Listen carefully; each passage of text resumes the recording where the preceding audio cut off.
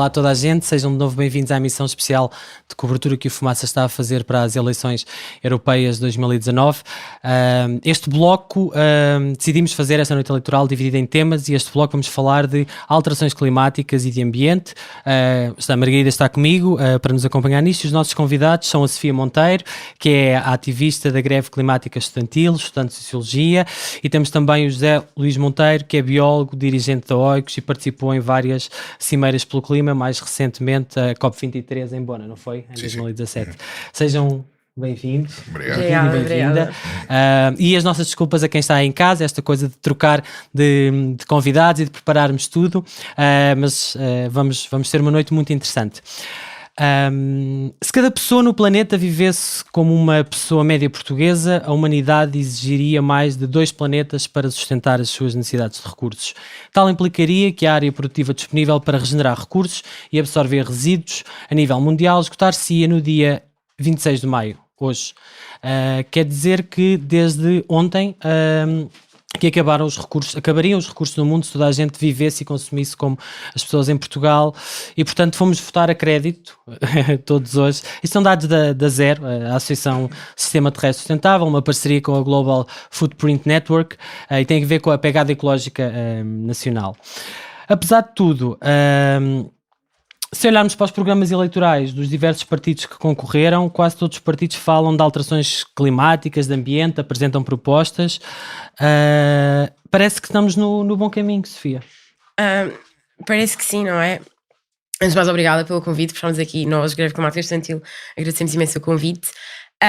Apesar de todos os partidos focarem-se nas alterações climáticas, nem todos os partidos abordam o problema como um problema do sistema económico em que vivemos. Ou seja, há muitos partidos que o abordam a partir de uma narrativa falaciosa dos atos individuais e entram por essa narrativa e recusam-se a olhar para o sistema económico como o principal causador das alterações climáticas, e é por aí que a greve climática estudantil pega. Portanto, exigimos que todos os partidos comecem a olhar para isto como um problema do sistema económico e que o tentem mudar, já que nós não o podemos fazer. Okay, José? Eu acho que estamos bem guiados com as propostas dos partidos portugueses? Não estamos nem bem nem mal guiados, por simplesmente não estamos, porque basicamente a maior parte do que os partidos portugueses dizem, ou pelo menos alguns deles dizem, é como fazer, é como pôr um chequezinho e dizer, olha, ok, alterações climáticas, check, já está. Agora, género, check, também já está. Pronto, e portanto não são sequer intenções, são palavras ocas muitas vezes. Portanto, na realidade o que eu acho é que Portugal tem um papel a desempenhar, mas o clima ainda está muito abaixo nas prioridades políticas no país. Mas é verdade, reconhece que de alguma forma há uma certa pressão, porque nunca se falou, mesmo que se tenha falado pouco... A culpa é deles, graças a Deus. Mas felizmente que eles têm trazido as coisas para a rua e têm trazido as coisas para as primeiras páginas dos jornais, mas continuo a dizer, ainda temos um caminho muito longo a fazer. A culpa é deles, Sofia Oliveira e não Monteiro, como eu te chamei. Faz mal. Porque esta sexta-feira que passou, dia 24, houve mais uma greve climática estudantil, ainda foi maior que a de 15 de março, não é? Tanto quanto se confirmou, ou pelo menos estavam convocadas concentrações e manifestações em 48 locais. 51. Já foi 51? 51, okay, foi a última que 51. Lançámos, sim. Como é que correu? Porque é que saíram à rua? Foi espetacular, já na primeira greve. Nós nunca temos bem noção da mobilização e do número de pessoas que vamos ter nas ruas. É muito difícil calcular isso. Contudo, os níveis de mobilização foram elevadíssimos. Estamos extremamente satisfeitas com o resultado. Contudo, sabemos que não podemos parar por aqui e não iremos fazer. Estamos a pensar em continuar com as vigílias. É uma coisa que temos feito há coisa de 3 semanas. Temos feito vigílias à porta do Parlamento para que seja declarado então o estado de emergência climática. Essa é uma das nossas, digamos, novas bandeiras, com essa atualização do manifesto para 24 de maio. Tanto como essa declaração, adicionámos também a criação de empregos para o clima, ou seja, pedimos que sejam criados 100 mil empregos e que esses 100 mil empregos venham substituir os empregos em indústrias poluentes, já que exigimos o encerramento da central de Sines, do Pego, por aí.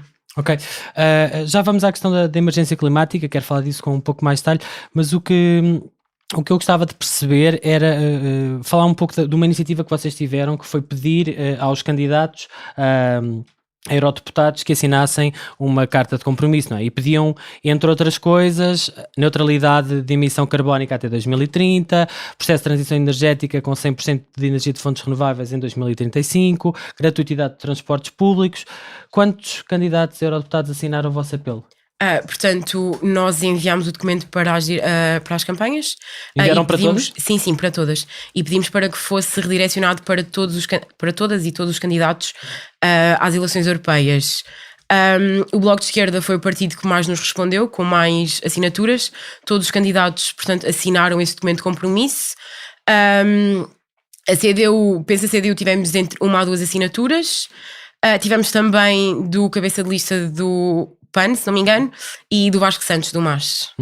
Portanto, foram todos partidos à esquerda, diremos assim. Bem, o PAN diz que não é de esquerda nem de direita, sim. Mas são partidos mais ligados às questões ambientais, de alguma forma, e têm feito mais trabalho nesse sentido. Zé, tu estavas a dizer que a culpa é deles, mas não é a primeira vez que há mobilizações pelo clima, não é? É uma coisa que tem acontecido, seja, agora é pelo clima, antes era pelo ambiente, o nome vai mudando, a defesa ambiental vai mudando. O que é que as mobilizações de agora têm de novo que não tinham antes? Houve um período mais calmo de mobilização e de saída para a rua. Pronto. Desta vez o que acontece é que são os miúdos a apontarem aos graúdos, a dizer, olhem, vocês estão a dar cabo disto e vocês estão a dar cabo do nosso futuro. E portanto, basicamente há aqui uma grande diferença, que há pela primeira vez um sentimento de culpa mesmo assim grande que está a ser transmitido da geração mais nova para as gerações antigas e incluo a minha nesta também, e isso leva a que as coisas mudem um bocadinho o impacto que tem em casa, mudem um bocadinho o impacto que tem nos jornais, etc. E depois é a questão também de muitos dos jovens faltam às aulas, não estão a dizer, ok, tudo o que até agora era colocado como sendo a parte mais importante para o meu futuro, se calhar vamos ter que pôr um bocadinho em pausa e vamos resolver este problema, que é de todos, e que vocês não estão a fazer nada. E portanto, desta vez, pela primeira vez, acho que temos pernas para andar com mais força. Como é que tu, que já participaste em reuniões de alto nível, né? Estiveste em várias cimeiras do clima, achas que este tipo de reivindicações e de mobilizações são ouvidas? Não é? Parece que há um certo abismo entre as mobilizações, são jovens e são novos, e os grandes salões do poder, que são as cimeiras com líderes mundiais. Sim. Nota que eu, quando participei nas COPs, eu participo na parte das ONGs e portanto já há uma decalagem tremenda. Porque tu foste em representação da plataforma portuguesa das ONGD. Já há uma decalagem enorme entre aquilo que eu vou lá fazer e os poderes de decisão, mas estamos lá presentes e volta e meia podemos dar uma ajudinha em alguns pontos, ajudar a fazer pressão. O que as pessoas na rua, os jovens na rua estão a fazer é mudar no fundo mudar os círculos de decisão. Porquê? Porque vão claramente mostrar aos políticos, não, isto é sério, não, isto vai-vos custar votos, nenhum partido quer ser um partido só de agora, quer ser um partido com futuro, e portanto obviamente se estão a perder eleitores logo, aqueles que estão a chegar a começar a poder votar, já estão já a ir por outro caminho, a dizer não, o caminho que vocês estão até agora defenderam não é o melhor. É óbvio que quem está em cima vai acabar por ouvir ou ser substituído, portanto é uma das duas hipóteses que tem, portanto. Talvez o facto de, essa questão da substituição, o facto de se projetar que o PAN possa eleger um deputado, achas que pode ter que ver com isso?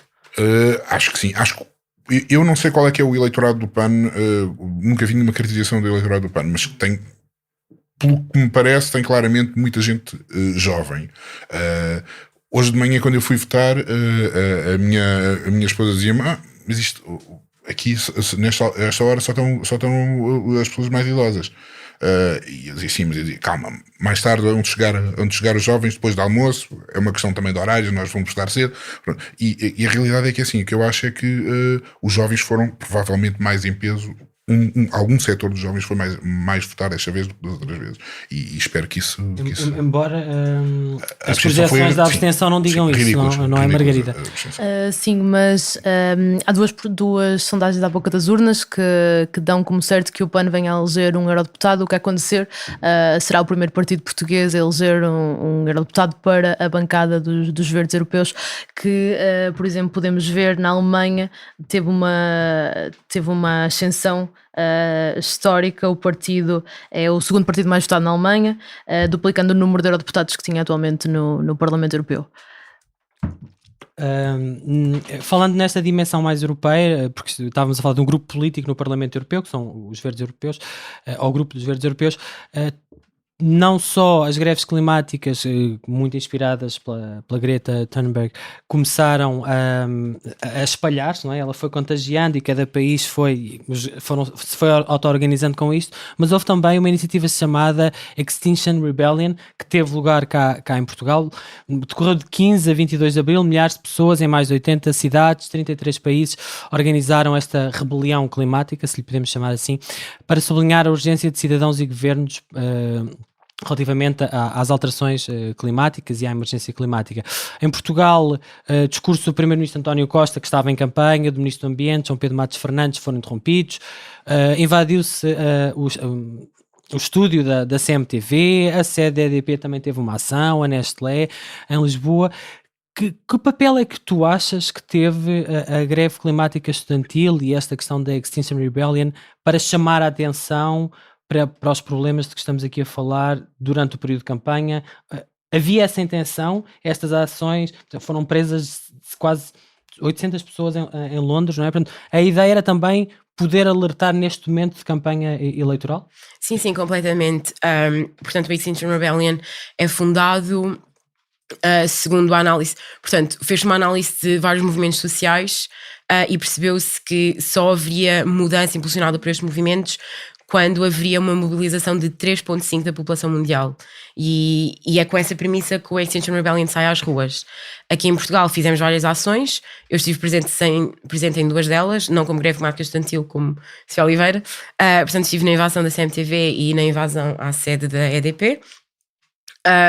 Correram extremamente bem, e em todas as ações que fizemos a mensagem era sempre uma mensagem política e uma mensagem de urgência. Portanto, queremos mesmo que as pessoas percebam que a mobilização social é extremamente importante no que toca a esta questão, e para perder também um bocado aquela ideia de as decisões só se fazem nas grandes instituições, porque somos nós que definimos a agenda política.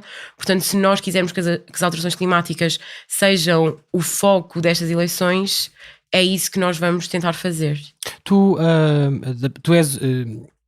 és militante do Bloco de Esquerda, não é? Portanto, és uma pessoa ligada ao ativismo e à política, mas tu achas que estas ações, quer da greve climática, quer do Extinction Rebellion, estão a puxar jovens para a ação política, não necessariamente partidária? Sim, eu penso que sim. Uma das coisas que dizemos imenso em declarações é: a política não se faz só através dos partidos. Nós percebemos completamente a importância dos partidos e por isso fizemos o tal documento de compromisso e apelamos sempre à ação partidária, mas também sabemos que a política se faz nas ruas, e acho que é muito por aí que os jovens chegam até nós, porque esta ideia de afinal não são só os partidos, afinal eu também tenho uma voz nisto, afinal eu também posso fazer a mudança, cativa muito os jovens, e penso que seja essa a maior razão pela qual tivemos 20 mil jovens nas ruas em duas instâncias. Tu tens essa percepção também, José? Tu achas que estas mobilizações e o facto de haver gente tão nova a ir para as ruas, a fazer cartazes, a pensar em palavras de ordem, vai fazer com que isto... Acho que isto vai durar e que daqui a 5, 10 anos estas pessoas podem ou ter criado partidos ou associações ou estar dentro dos partidos que já existem? Eu espero que sim. Eu não dou certezas, porque também na minha altura saímos à rua por causa das propinas e passado algum tempo, vi que muitas das pessoas que mais gritavam contra as propinas foram-se deixando entrar pelo sistema, esqueceram-se o que é que os movia a uma certa altura, mas eu espero que eles disseram que não iam largar o osso, e espero que eles não larguem o osso, e eu vou estar lá que é para lhes chatear a cabeça se eles largarem o osso. Não largamos, não. Tu falaste há pouco em emergência climática, e o Reino Unido foi o primeiro país do mundo a declarar o estado de emergência climática. O mesmo aconteceu na Irlanda, a 10 de maio. O Reino Unido foi no primeiro dia deste mês. O que é que isto significa? O que é que quer dizer emergência climática? Portanto, foi discutida agora no Parlamento há uma semana e meia, 2 semanas. Foi feita uma interpelação por parte do Bloco de Esquerda ao Governo para perceber qual era a possibilidade de declarar emergência climática e o que é que o Governo, estava a fazer em relação a este problema. Matos Fernandes respondeu que era apenas um ato simbólico e que não iria levar a nada, e ele disse algo do género. Ele disse, deixa-me citar-te, não encontro país que esteja a fazer mais do que nós, não encontro país que tenha um compromisso superior ao nosso, isto relativamente às medidas para travar, mitigar as alterações climáticas. Mas vocês, a greve climática estudantil, emitiu um comunicado bastante forte, diria eu, em que diz basicamente: o Ministro do Ambiente mentiu e omitiu informação no exercício do qual se esperava maior seriedade e também maior ambição no Governo. Porquê? Sim, nós tivemos uma reunião com o Ministro do Ambiente antes ainda da primeira greve, não me recordo da data exata, mas foi inícios de março, penso eu, onde ele nos disse que, olhem, mas não se esqueçam que Portugal está na vanguarda do projeto contra as alterações climáticas. Deu-nos uma variedade de falácias e disse-nos várias vezes: sim, eu concordo com a vossa causa, é uma causa muito nobre, etc. E em Parlamento vai dizer que teve uma reunião connosco, sim, e que concordámos quando ele nos disse que Portugal estava a fazer o suficiente. Isso nunca aconteceu. Sempre dissemos que Portugal não estava a fazer o suficiente, porque de facto não há nenhum país no mundo inteiro que esteja a fazer o suficiente, e é isso que dizemos no nosso comunicado. Portugal pode estar na vanguarda, mas está na vanguarda da mediocridade, porque de facto não vemos um único país a fazer o que é necessário, não vemos nenhum país a abdicar da exploração de combustíveis fósseis, não vemos nenhum país a apostar verdadeiramente na gratuitidade dos transportes, e pronto, é muito isso que queríamos dizer com esse comunicado. José, tu que pelos vistos estás mais habituado aos sítios às grandes cimeiras internacionais, vamos falar assim, e portanto estás ligado a uma organização que tem que ver, que trabalha em cooperação e desenvolvimento, e portanto ligado à ideia de que tem que haver negociação e que há relações internacionais e tudo mais. Se nós olharmos para aquilo que se passa no Parlamento, que vai deixar de estar em funções, os partidos maioritários não têm as melhores notícias em relação àquilo que são as demandas da greve climática ou até aos alertas dos cientistas, não é? Estou a dizer isto baseado numa análise que se chama Defensores Retardatários ou Dinossauros. Foi um ranking feito pela CAN Europe, a Rede Europeia de Ação Climática. Em Portugal é parceira da Zero. E os partidos que mais atrasam, ou pelo menos os dinossauros, por exemplo, são o EPP, que é a maior força política no Parlamento Europeu. O ALDE, são os liberais, são os retardadores, portanto travam a evolução das mudanças, e os socialistas, o grupo dos socialistas, está na parte dos defensores do ambiente, mas não consegue passar nem os verdes, que são os principais, o grupo dos verdes, nem a esquerda unitária, o grupo da esquerda unitária. Portanto, não está fácil.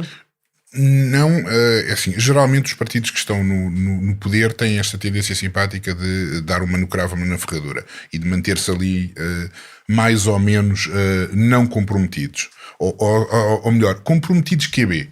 E portanto, sim, nós estamos pelo clima e vamos fazer essas coisinhas, mas de repente aparece exploração de petróleo, uma oportunidade, alguns na costa.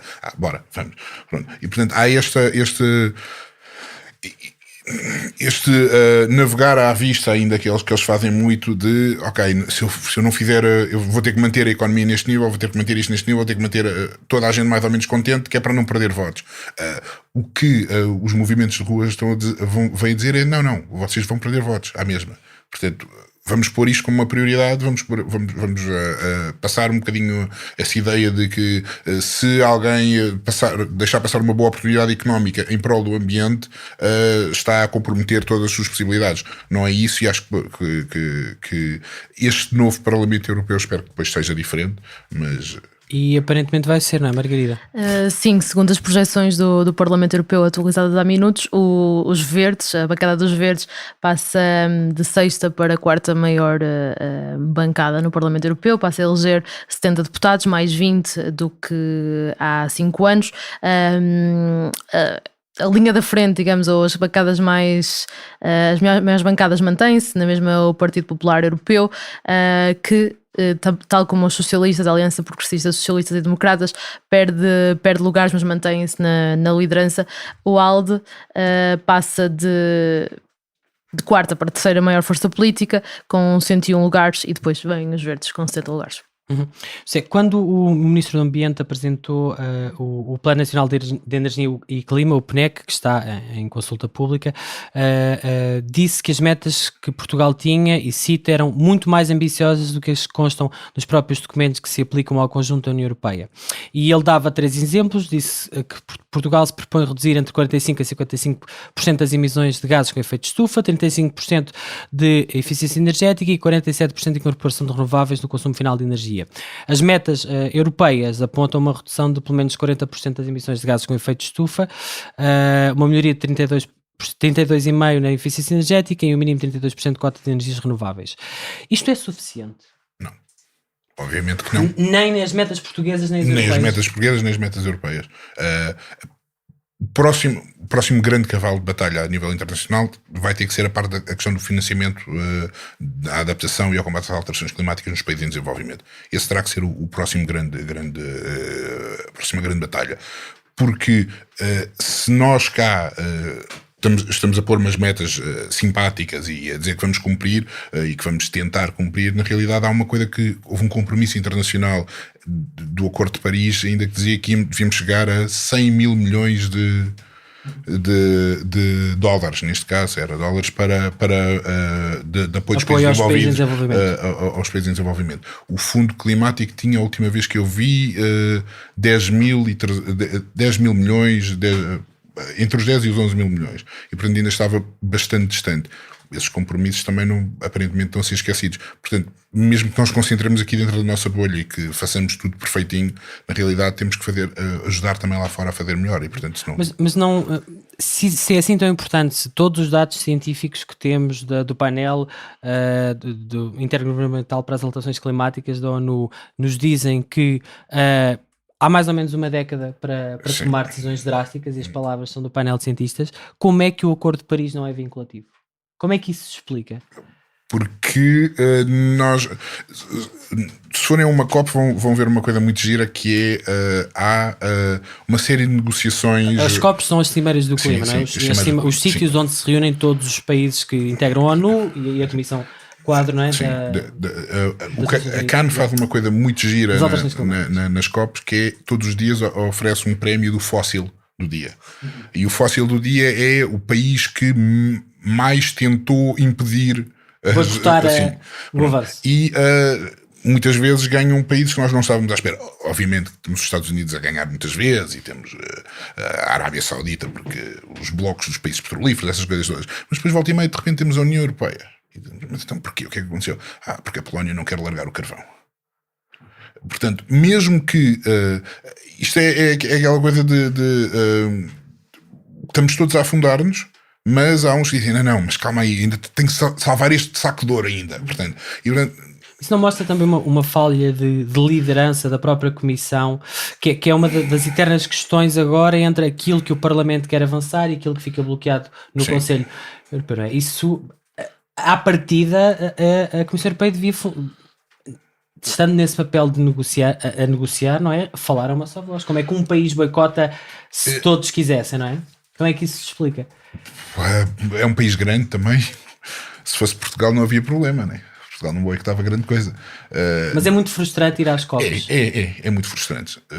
A mais frustrante foi a de Marrakech, porque foi Que foi onde o primeiro-ministro se comprometeu à neutralidade carbónica em 2050. E eu cheguei lá no mesmo dia em que o Trump tinha ganho as eleições e parecia que tinham soltado uma bomba no meio da COP. Portanto, havia uma espécie de havia tipo luto coletivo, era isso. Sim, e desespero no parte da delegação americana e luto coletivo no resto. Sim, a Europa não fala a uma voz, continuamos a defender os nossos interessezinhos e depois, obviamente, que os outros países encontram pequenas brechas e aproveitam. Uhum. Ao mesmo tempo que existem estes compromissos, quer portugueses, quer europeus,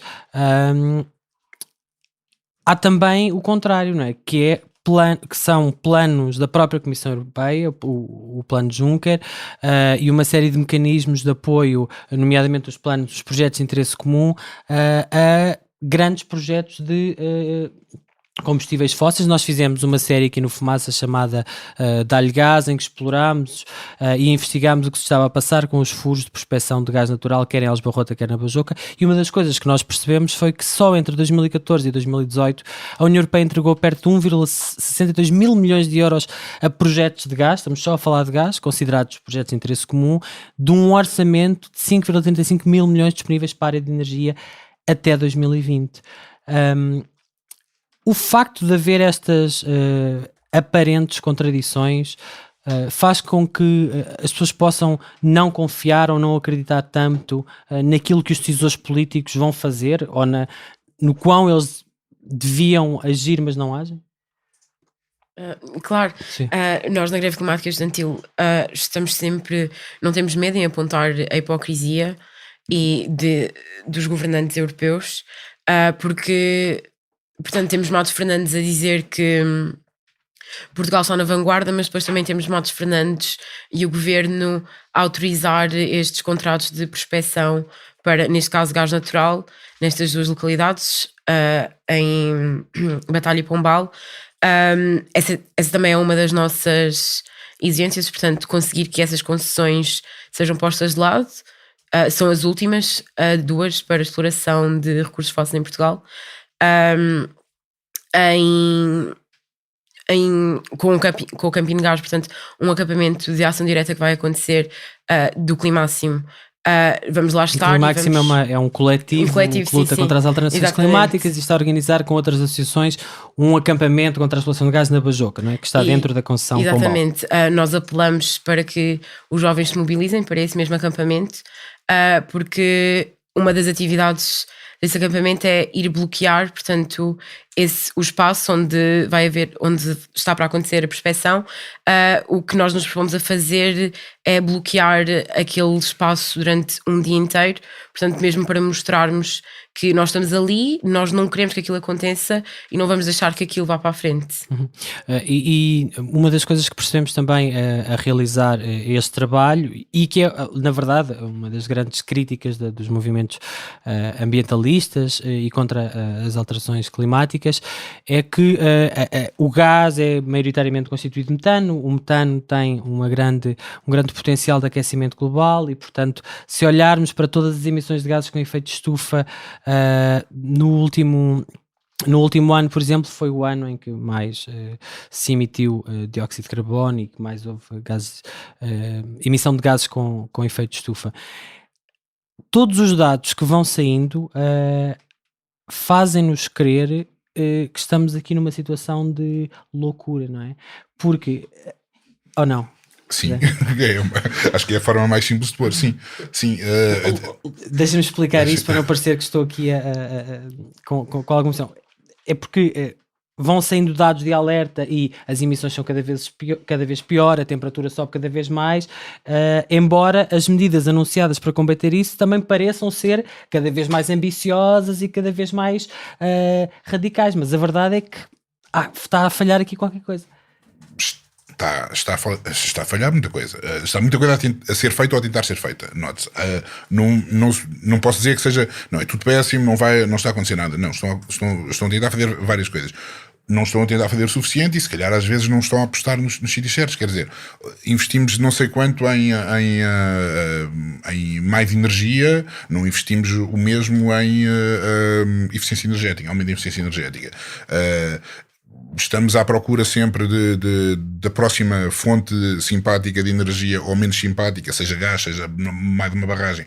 Porquê? Porque isso em termos económicos gera uma série de movimento que é interessante para o nosso crescimento económico. Continuamos à procura de uma coisa que não existe na realidade. Quer dizer, não há crescimento exponencial na natureza eterno. Não há, ponto. E portanto há algum momento em que se chegar a algum limite. E na realidade nós estamos a tentar criar com a nossa economia algo que não existe, que é o crescimento exponencial eterno. Em algum momento devemos parar de falar em crescimento económico e falar em prosperidade, falar em satisfação das necessidades básicas. Enquanto esse discurso não mudar, estamos... Mas então estamos mesmo mal, porque se olharmos para todos os partidos políticos que concorreram a estas eleições, não há um que não use a palavra crescimento económico, e tanto quanto me fui apercebendo, só há aqui ou ali menções a decrescimento, não é? Sim. Portanto, os partidos que são quem devia propor as bases teóricas de uma sociedade não estão a falar disso, nem a pensar isso, ou estão? Não. Os partidos continuam a querer ganhar votos em primeiro lugar. Bom, chegar reduzir ao mais simples. Os partidos não querem perder votos, não vão dizer, olha, pela primeira vez, olha, nós o país não vai ficar mais rico depois disto. Não. Digam que o país vai ficar melhor, não digam que o país vai ficar mais rico.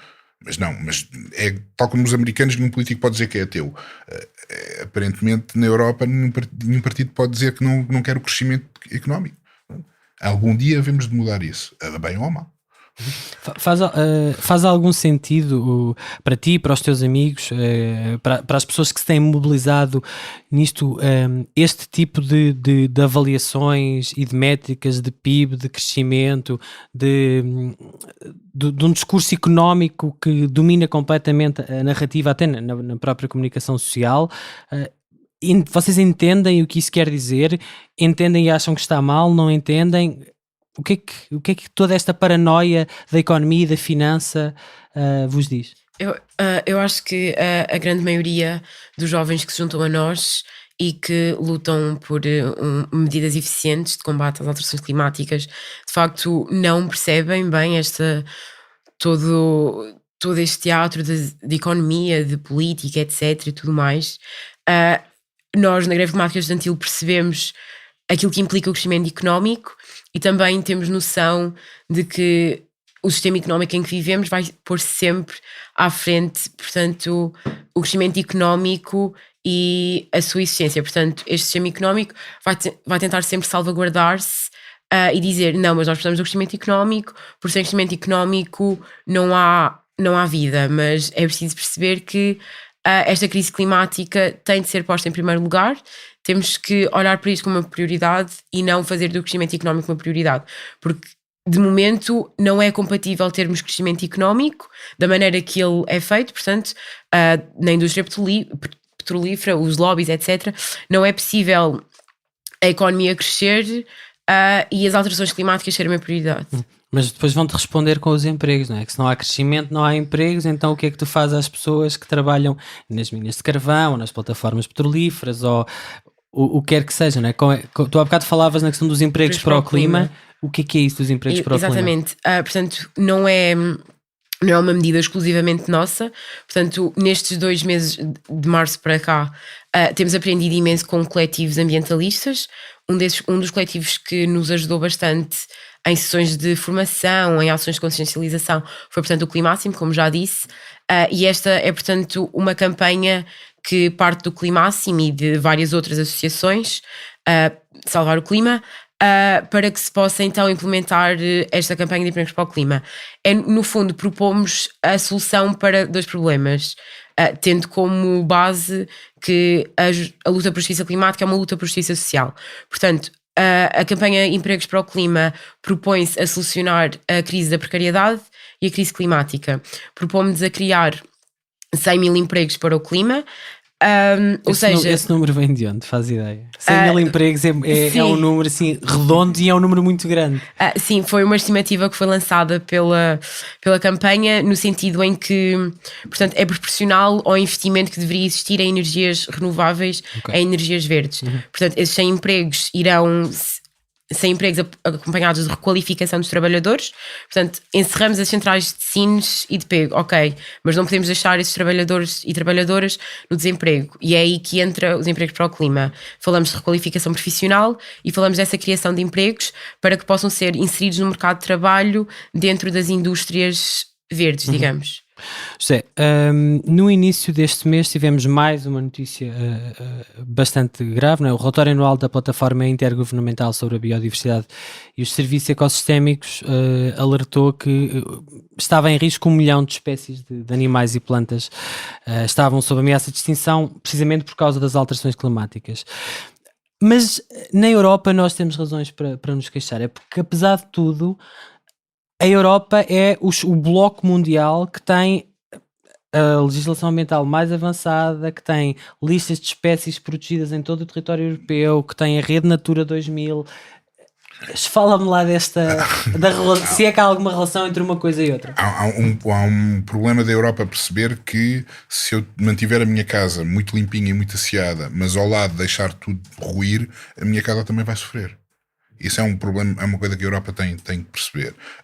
E depois nós temos um nível de extinção de espécies, não de grandes espécies, ou seja, ok, salvamos o lince. Maravilha, o urso voltou e pronto, foi interessante que as primeiras notícias nos jornais, a primeira foi o urso voltou, a segunda foi o urso comeu 50 kg de mel e deu cabo das colmeias. Pronto, enfim. Mas grandes espécies que sejam marcantes, a Europa tem a coisa mais ou menos bem tratada. Que não quer mais dizer... fácil proteger bichos fofinhos como o urso ou como o lince do que um aracnídeo qualquer ou um líquen? Ou... É assim, tecnicamente é mais difícil.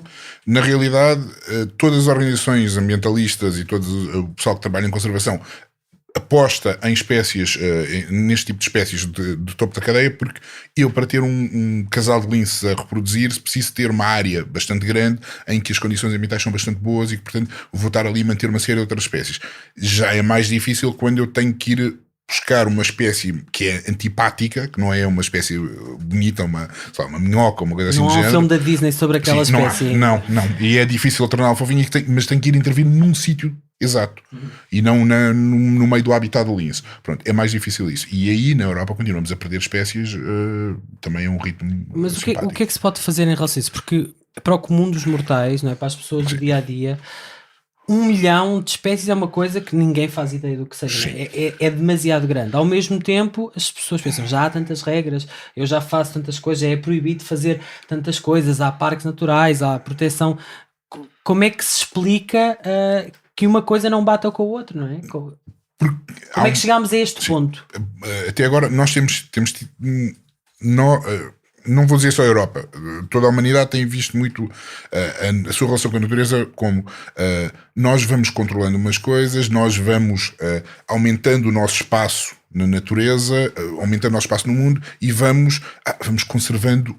Ok, naquele sítio guardo o tigre, naquele sítio guardo o lince, pronto. Enquanto na realidade, para as coisas funcionarem bem, nós temos que estar no meio da natureza, mas também permitir que a natureza esteja no meio dos nossos termos jardins, temos corredores ecológicos, temos bosques, temos uma série de outras coisas que não temos tido até agora e que agora eu acho que finalmente começas a voltar a pensar nisso, a falar em abrir corredores verdes, falar em conservar os oceanos de uma maneira diferente. Ainda vamos a tempo para algumas espécies, para muitas não. Enfim. Temos que nos conformar a isso. Sim. Por falar em ter que haver, em termos de nos conformar ou não, a verdade é que todas as consequências que isto tem na vida, e não é só na vida animal, que não é o ser humano, e na vida vegetal, um relatório do Banco Mundial prevê que até 2050 mais de 143 milhões de pessoas sejam forçadas a emigrar assim do sítio onde estão e a mover-se no território do global. Portanto, neste momento nós não temos uma qualificação para o que são oficial aceito pelos Estados no direito internacional do que são migrantes climáticos, ou eles não são considerados refugiados, não temos uma categoria de refugiados climáticos, são apenas pessoas que estão a fugir. Tu acreditas, Zé, que a União Europeia vai conseguir alterar a legislação e criar, codificar legalmente este estatuto do refugiado climático, ou a pressão que nós vemos... Quanto é que a extrema-direita ganhou hoje? Margarida, tu que estás a acompanhar os resultados, há dados sobre a extrema-direita? A extrema-direita não obteve os resultados que... Quer dizer, várias projeções apontavam para que fosse a terceira força política. Deixa-me só abrir aqui o site do Parlamento para obter a informação mais atualizada. Se olharmos, por exemplo, para o grupo da Europa das Nações e da Liberdade, que é o grupo que atualmente integra a União Nacional e a Liga de Matteo Salvini, eles neste momento conquistam 60 lugares, sobem, mas não chegam nem perto de ser a terceira força política. Se eles sobem, a resposta é não. Então, É tão simples quanto isso. achas que não... Acho que não há vontade política neste momento na Europa para reconhecer refugiados climáticos e refugiados ambientais. Por enquanto. Mas eles tratam disso. Vocês tratam disso? Estou a pôr mais um peso às costas, mas pronto, enfim. Vamos aceitar, já se fez. Portanto, nós agora neste manifesto melhorado, como disse há pouco, apresentamos novas propostas. Uma delas é então que o Norte Global tome responsabilidade pelo peso que tem nas alterações climáticas. Precisamos de perceber que o Norte Global é um dos principais, é o maior causador das alterações climáticas, e que as consequências das alterações climáticas não se sentem no Norte Global, mas sim no Sul Global. Com isto, tentamos, portanto, o que nós fazemos não é exigir justiça climática, com a premissa que a justiça climática é justiça social, e exigimos também que estes refugiados climáticos lhes seja dado abrigo, e que, portanto, tomem este estatuto de refugiados climáticos para que possamos exigir medidas para estas mesmas pessoas. Sofia José, muito obrigado. Estamos a terminar este bloco. Obrigado por estarem aqui connosco. Queria só corrigir uma informação errada que nós demos. Exato, não é, Margarida? E obrigado às pessoas no Twitter que estão a acompanhar e que nos estão a chamar a atenção para estes pequenos lapsos. Foi um lapso? Exato. O que nós queremos dizer é que se o Francisco Guerreiro, o cabeça de lista do PAN, for eleito, será neste momento o único português a integrar os verdes, não de sempre. O Rui Tavares, por exemplo, já a meio da legislatura em que cumpriu pelo Bloco de Esquerda, em 2011 mudou da esquerda unitária para os verdes, por isso não é de todo verdade que seja o primeiro deputado português nos verdes. Só uma nota, os verdes também foram uma surpresa na Irlanda, onde entraram no Parlamento Europeu. Neste momento não tinham nenhum eurodeputado, e agora elegem 2 dos 11 eurodeputados que a Irlanda leva para o Parlamento Europeu. Portanto, obrigado a quem nos segue no Twitter, no Facebook, no Instagram, no YouTube. Vamos fazer uma pequena pausa de 5, 10 minutos, vamos trocar de convidados, voltamos já para o bloco seguinte, em que vamos falar sobre a Europa Fortaleza e falar sobre esta questão dos refugiados e dos migrantes, um tema que também foi muito importante nesta campanha europeia. Até já!